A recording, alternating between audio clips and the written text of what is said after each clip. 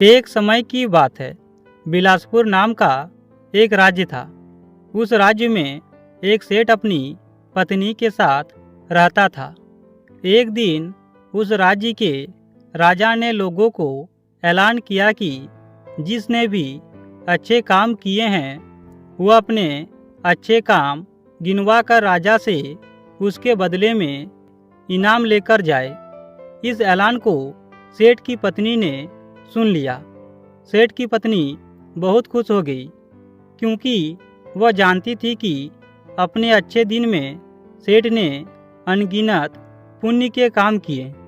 यह बात जब पत्नी ने सेठ को बताई, सेठ भी खुश हो गया और बोला, अगर ऐसा है तो फिर हमें बहुत बड़ा इनाम मिलना चाहिए, क्योंकि हमारे अच्छे कामों की सूची बहुत बड़ी है।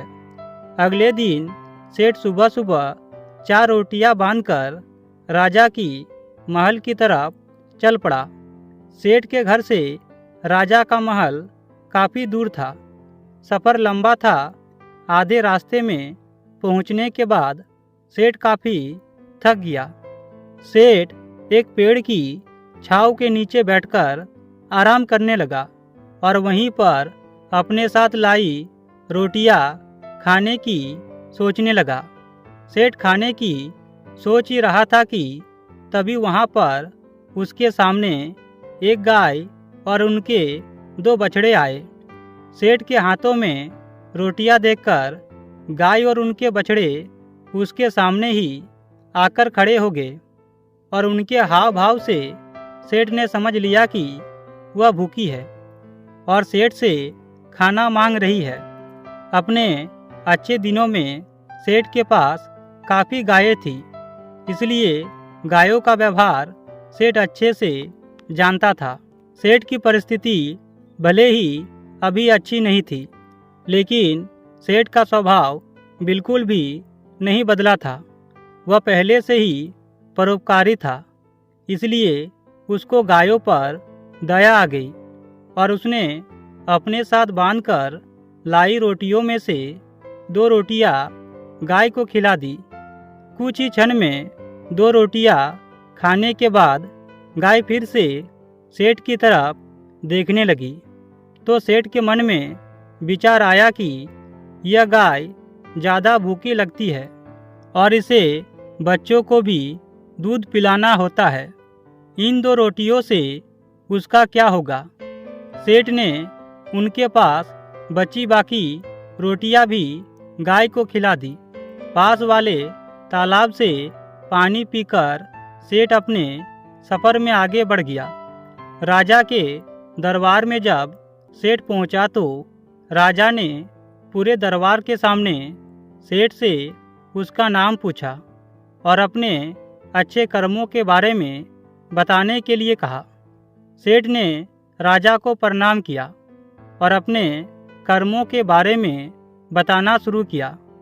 सेठ ने कहा, महाराज, मैंने कई भूखों को खाना खिलाया है, कई मंदिरों में दान दिया है, कई निराश्रित लोगों को आश्रय दिया है, कई तीर्थ स्थानों की यात्रा की है, सैकड़ों साधु संतों की सेवा की है और ऐसे ही दर्जनों काम बताने के बाद सेठ बोला, महाराज, यह है मेरे कई सारे अच्छे कर्मों में कुछ अच्छे कर्म। इनके बदले आप जो भी इनाम देना चाहे दे दीजिए। थोड़ी देर सोचने के बाद राजा बोला, अगर तुम्हारे कुछ और अच्छे कर्म है तो मुझे बताओ, क्योंकि अब तक तुमने जो मुझे बताए हैं उन्हें मैं अच्छे कर्म की श्रेणी में नहीं गिनता। सेठ को राजा की बात सुनकर बड़ा आश्चर्य हुआ। सेठ ने राजा को हाथ जोड़कर कहा, अगर आपको मेरे बताए यह कर्म अच्छे कर्म नहीं लगे या पुण्य कर्म नहीं लगे तो मेरा बाकी के कर्मों का उल्लेख करना फिजूल होगा। आप मुझे इजाज़त दीजिए, मैं वापस जाता हूँ। सेठ दरबार छोड़कर जाने लगा। तब राजा के दरबारियों में से एक ने राजा के पास जाकर कुछ कहा, जिसे सुनने के बाद राजा ने सेठ को वापस दरबार में बुलाया। राजा बोला, तुमने अपने आज किए अच्छे काम के बारे में बताया ही नहीं। सेठ बोला, महाराज, आज मैंने कोई अच्छा काम किया ही नहीं, फिर मैं आपको कैसे बताऊं? राजा ने उसी दरबारी को खड़े होकर सारी घटना बताने के लिए कहा, जिसने राजा को उसके बारे में बताया था।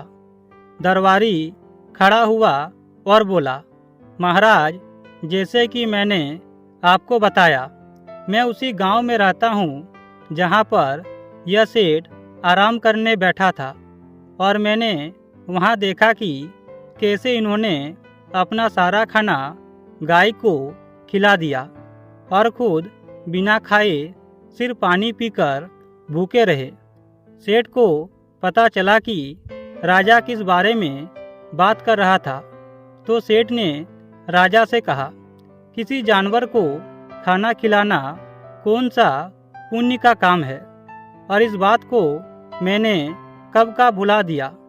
राजा ने सेठ से कहा, मेरे गुरुजी के बताए अनुसार मैं भी उन्हीं कर्मों को पुण्य कर्म मानता हूँ, जिन्हें करते समय सच में निस्वार्थ भाव से किया जाए, जिसको उसकी ज़रूरत हो, और सबसे बड़ी बात, उस काम को करने के बाद भुला दिया जाए।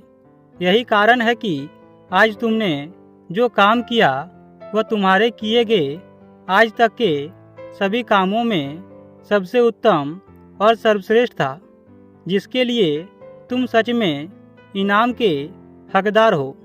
राजा ने सेठ को बहुत बड़ा इनाम दिया, जिसे पाकर सेठ की आर्थिक परिस्थिति फिर से पहले जैसी हो गई।